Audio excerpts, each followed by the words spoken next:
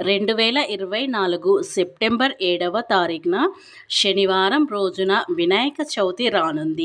ఈ వినాయక చవితి రోజున తప్పకుండా ఈ రంగును చీరను కట్టుకున్నట్లయితే మీకున్న విఘ్నాలు అన్నీ తొలగిపోయి అన్ని పనులు కూడా విజయవంతంగా అవుతాయి. అంతేకాకుండా పిల్లల బుద్ధి, బలం, జ్ఞానం కూడా పెరుగుతుంది. ఉద్యోగం, వ్యాపారాల్లో కూడా అధికంగా మార్పులు వస్తాయి. అంతేకాకుండా మీరు ఏది కోరుకున్నా అది తప్పకుండా జరిగి తీరుతుంది. ఇలా మీ జీవితంలో అదృష్టం బాగా కలిసి రావాలి అన్న వినాయకుని అనుగ్రహంతో మీరు ఖచ్చితంగా సిరి సంపదలతో, మంచి విద్య బుద్ధులతో ఉండాలి అన్న మర్చిపోకుండా ఈ వినాయక చవితి రోజున ఈ రంగు చీరను కట్టుకొని వినాయకుని పూజించండి. మనం ఏదైనా శుభకార్యం చేసినప్పుడు కొన్ని శుభప్రదమైన రంగులు, దుస్తులను ధరించి ఆ పూజను చేయటం అలవాటు. అలా మనం పూజకు సంపూర్ణమైన ఫలితం రావాలి అంటే శుభప్రదమైన రంగు దుస్తులు తప్పకుండా ధరిస్తూ ఉంటాం. మన హిందూ ధర్మాల ప్రకారం రంగు, రూపం, రుచి, సువాసనలో లక్ష్మీదేవి ఉంటుంది. కనుక మనం ఇలా శుభప్రదమైన రంగు దుస్తులను ధరించి పూజలు చేస్తే ఆ పూజకు సంపూర్ణ ఫలితాల పాటు ఇంట్లో సౌభాగ్యం, సిరి సంపదలు కలుగుతాయి. మరి అలానే ఎంతో పవిత్రమైనటువంటి పండుగ మన భారతదేశంలో చాలా గొప్పగా జరుపుకుంటూ ఉంటారు. చిన్న పిల్లల దగ్గర నుండి పెద్ద వాళ్ళ దగ్గర అందరూ కూడా ఆనందంగా జరుపుకునే పండుగ వినాయక చవితి. ఏ పూజ అయినా, శుభకార్యమైనా తప్పకుండా ముందుగా గణపతిని పూజిస్తూ ఉంటాము. ఈ వినాయకుని ఎన్నో రకాల ఆకులతో అంటే 21 రకాల ఆకులతో, అలానే ఉండ్రాళ్ళు నైవేద్యంగా, వినాయకుడి నైవేద్యంగా ఉండ్రాలను తప్పకుండా ప్రతి ఒక్కరూ పెడుతూ ఉంటారు. ఉండ్రాలు మరియు రకరకాల ఆకులు, లడ్డూలు, మోదకాలు, కుడుములు వంటివి వినాయకునికి పెడుతూ ఉంటాము. వినాయకుడికి రకరకాల పిండి పదార్థాలు అన్నా, అలానే రకరకాల ఆకులు అన్నా చాలా ఇష్టం. గరిక అంటే చాలా ఇష్టం. గణపతికి చాలా ప్రీతికరం. మనం ప్రత్యేకమైనటువంటి రోజున వినాయకుని ప్రత్యేకంగా పూజించడం అలవాటు. వినాయక చవితి రోజున కైలాసాన్ని వదిలి వినాయకుడు భూలోకానికి వస్తారు అని నమ్ముతూ ఉంటారు. ఇలాంటి గొప్ప పండుగ మరి శుభప్రదమైన రంగు దుస్తులను వేసుకొని పూజని చేయటం వల్ల ఖచ్చితంగా సంపద, ఐశ్వర్యం కలుగుతాయి. మీ యొక్క దరిద్రాలు తొలగిపోయి గణపతి యొక్క అనుగ్రహం అనేది సంపూర్ణంగా కలుగుతుంది. ఇక మీ విఘ్నాలను, ఆటంకాలను తొలగించి అదృష్టాన్ని, ఐశ్వర్యాన్ని కలగజేస్తాడు. అంతేకాదు విఘ్నేశ్వరుని అనుగ్రహం అంటే ఎందులో అయినా సరే తప్పకుండా విజయం కలుగుతుంది. అది ఉద్యోగమే కావచ్చు, విద్యనే కావచ్చు, వ్యాపారమే కావచ్చు, ఇతర ఏదైనా తప్పకుండా విజయం అనేది కలుగుతుంది. అంతేకాదు విఘ్నేశ్వరుడి అనుగ్రహం అంటే ఇక జీవితంలో లేనిది కానిది అంటూ ఏదీ ఉండదు. వినాయకుని యొక్క అనుగ్రహం కోసం ప్రతి మంగళవారం, బుధవారం రోజుల్లో పూజలు చేస్తూ ఉంటాము.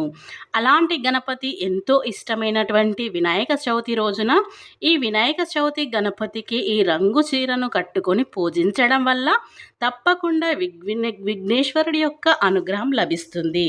అలానే మనం వేసుకున్న కొన్ని రకాల రంగులు, దుస్తులు ప్రభావం అనేది మన జాతకం పైన పడుతుంది.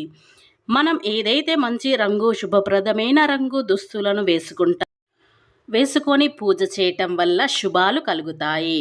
స్వామి వ్రతం చేసినా లేదా వరలక్ష్మి వ్రతం చేసినా లేదా ఏవైనా పూజలు, వ్రతాలు చేసినా, నోములు నోచిన శుభప్రదమైన రంగు దుస్తులను మాత్రమే వేసుకొని పూజిస్తూ ఉంటాము.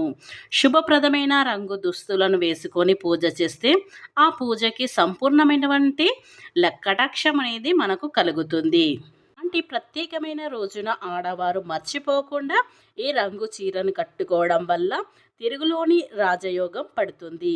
వారి భర్త ఆయుష్ పెరిగి వారి సంపద అనేది రెట్టింపు అవుతుంది. ఇక మీ జీవితంలో ఎటువంటి దరిద్రాలు అయినా అన్నీ తొలగిపోతాయి. ఇక వినాయక చవితి రోజున ఏ రంగును కట్టుకుంటే మనకు విఘ్నేశ్వరుడి అనుగ్రహం కలుగుతుందో తెలుసుకునే ముందు నా చిన్న రిక్వెస్ట్ అండి, వీడియో పూర్తిగా చూడండి. నచ్చితే లైక్ చేయండి. అలాగే మా ఛానల్ని కొత్తగా చూసినట్లయితే సబ్స్క్రైబ్ చేసుకోవడం మర్చిపోకండి. అలాగే గణపతిని మర్చిపోకుండా మనం మట్టి గణపతిని పెట్టాలి. మట్టితో తయారు చేసిన గణపతిని మాత్రమే పూజలో పెట్టి పూజించాలి. అప్పుడే మీకు రెట్టింపు ఫలితం అనేది వస్తుంది.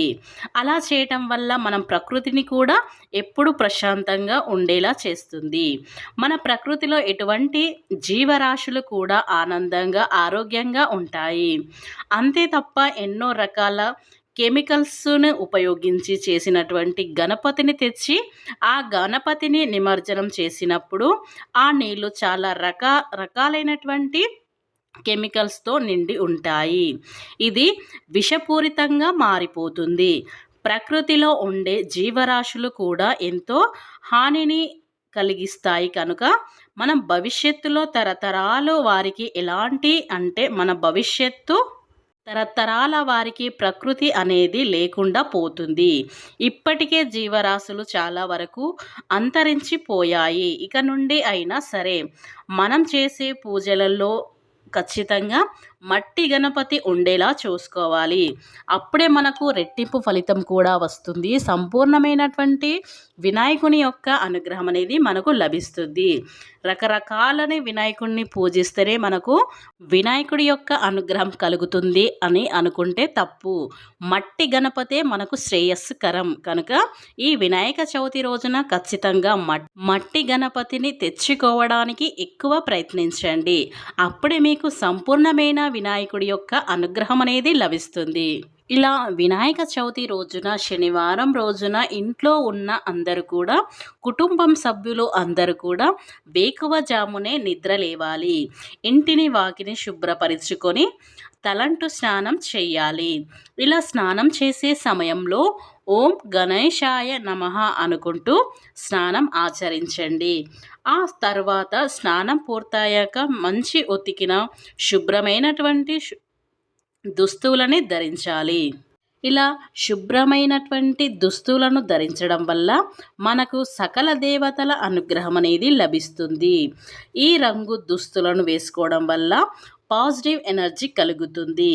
ఇలా విఘ్నాలను తొలగించే వినాయక చవితి రోజున ఈ రంగు దుస్తులను ధరించడం వల్ల మనకున్న ఉండే జాతకంలో ఉన్న ఏ చెడు దోషాలైనా అన్నీ తొలగిస్తుంది.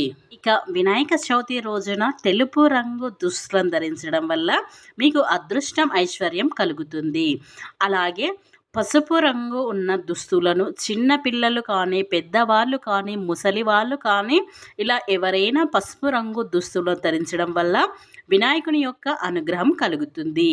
అలాగే ఇంకో రంగు ఏంటంటే ఎరుపు రంగు అంటే కూడా వినాయకునికి చాలా ప్రీతి. ఇలా ఈ 3 రంగు దుస్తులను ధరించి విఘ్నేశ్వరుడి యొక్క పూజ ప్రారంభించండి. ఈ 3 రంగులను దుస్తులను ధరించి విఘ్నేశ్వరుడి యొక్క పూజ ఆచరించినట్లయితే మీకున్న దరిద్రమైన బాధలు జాతకంలో ఉన్న దోషాలు అన్నీ తొలగిపోతాయి. ఇక విఘ్నేశ్వరుడి యొక్క అనుగ్రహం అనేది తప్పకుండా లభిస్తుంది. ఇక మీరు రాజయోగం పడుతుంది. ఇక మీకు ఎలాంటి ఆర్థిక సమస్యలు రకరకాల సమస్యలు కూడా ఈ విఘ్నేశ్వరుడు తొలగిస్తాడు. ఇలా ఈ రంగు దుస్తులు తప్పకుండా ఆచరించండి.